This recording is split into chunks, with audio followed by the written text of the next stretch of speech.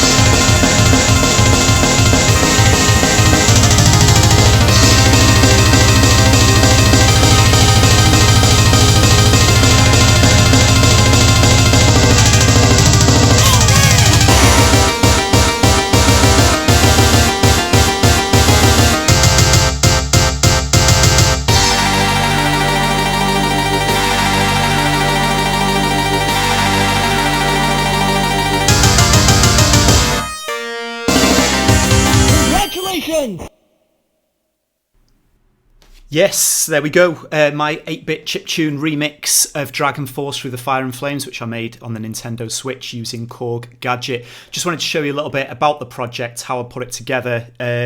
So we'll jump over now, as you can see, some of the games I've been playing at the moment. But this is what we're focused on today, Korg Gadget.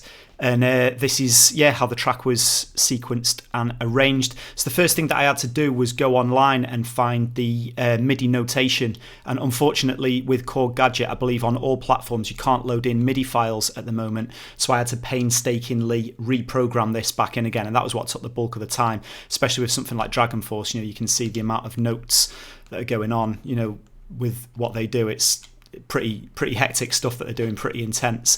So I had to go through, emulate what I could figure out every instrument to be, and then assign a chiptune style 8-bit synth to replicate that part in the track. So I grouped it up together where at first at the intro of it there seemed to be kind of the acoustic guitar plucks. So I found them by going into the Ebina synth. This is one of the new DLC add-ons for the Korg Gadget on Switch. This is a preset from Darius, the old shooting game. If you clear a round, it plays a little jingle for you. And that's that synth that I used at the start. So that's like kind of more of a rounded sound. And then for the second one, I went for something a little bit more plucky. And then when you listen to them together, I'll just solo them for you so you can hear.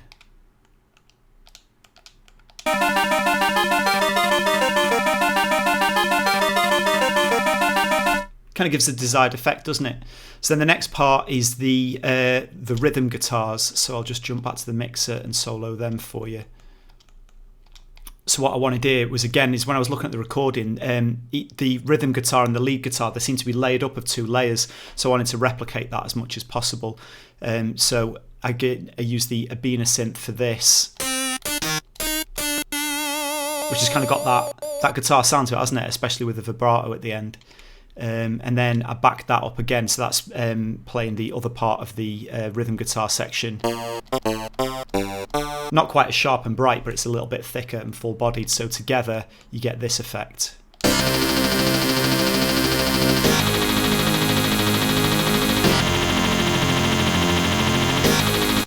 And I'll play you some of the more interesting sections so you can kind of hear the effect that they have. It really does kind of like emulate a guitar well, I think.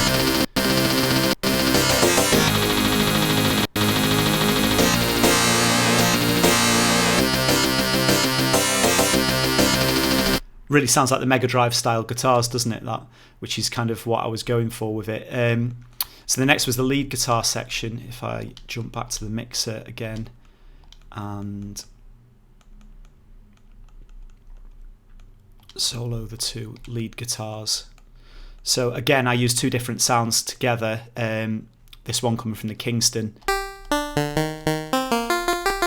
which is just super plucky and sharp to give that sound, and then I back that up with again another one, and this is the Metal Black Moon lead. Again, it's got that guitar type sound but a different characteristic, and together they sound pretty cool.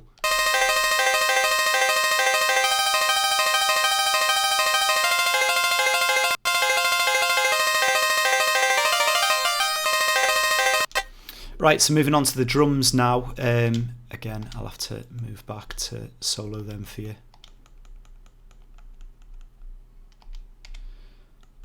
So this is one of the more fun ones. This is the Sega Mega Drive one. Let me have a look what it's actually called. If it should be in here, it's not on there. Yeah, you can. It's basically, I call it the Mega Drive synth, and yeah, no prizes for guessing why. So it's basically like an MPC sampler. But the magic of it is you can load in different cartridges for different games. So you can load in the drums from Afterburner, the sound effects, the instruments, the voice, and then you can just basically sequence them across the pad. So I used Power Drift because the drums there sounded the most rocky to me.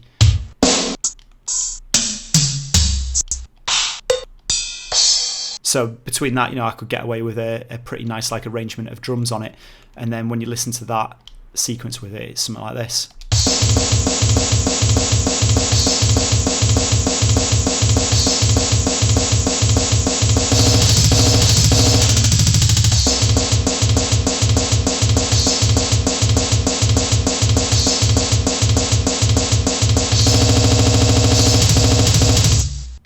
Which is pretty cool.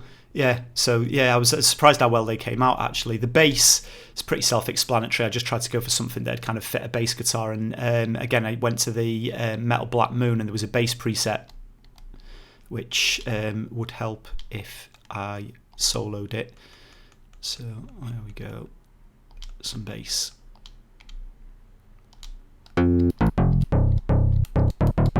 Pretty accurate, isn't it, to a bass guitar, as far as like, bearing in mind that it's being synthesized on low bit rate synths.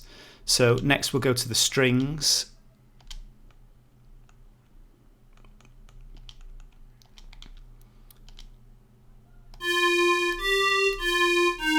Which I had to do a little bit of editing. I found this cool Darius Round Clear preset on that, which obviously, at the end of when you finish a level on the shooting game Darius, it plays you a little jingle made with that preset from the synth. But I had to edit it a little bit because it didn't sustain long enough.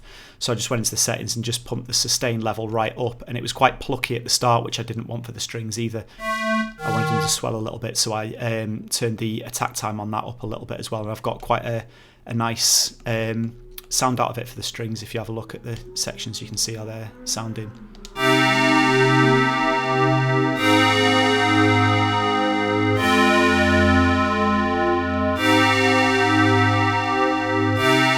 And if you want to hear a little bit more movement on them.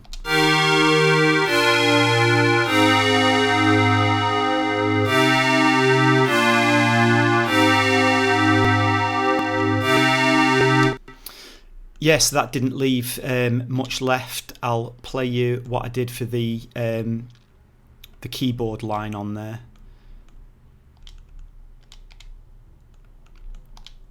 So I just used a very basic synth because it's quite a very stereotypical synthy sounding synth in the original track.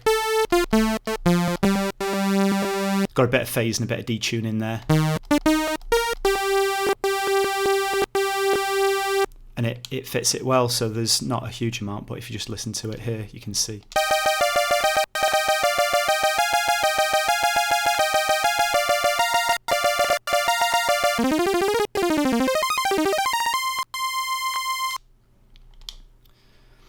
Yeah, so that was pretty cool. The vocal, I mean, what do you do? I can't sing, and I haven't got a bit crusher to put my voice through, so I just had to find something that just kind of fitted in the mix relatively well. So I mean, I just went back to the Ebina again,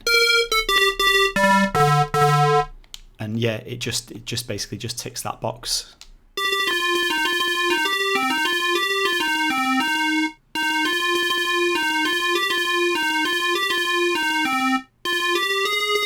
So yeah, you get the idea. And then there is a vocal harmony on a little bit, which I didn't want to ignore. So let me just play that for you quickly. I mean, this I just kind of snuck in there. It's nothing to write home about. So yeah, I just wanted something that was different, that would kind of complement it sitting back in the mix a little while, so you can kind of just hear the notation there.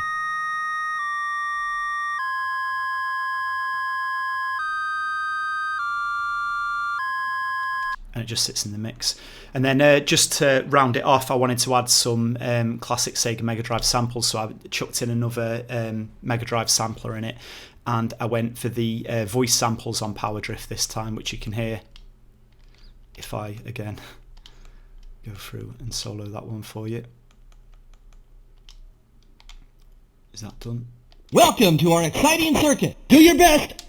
There we go, so you can just hear the samples there. 3, 2, 1, go! All right! Do your best and good luck. Go for number 1. Welcome to our exciting circuit. Congratulations! Hurry up!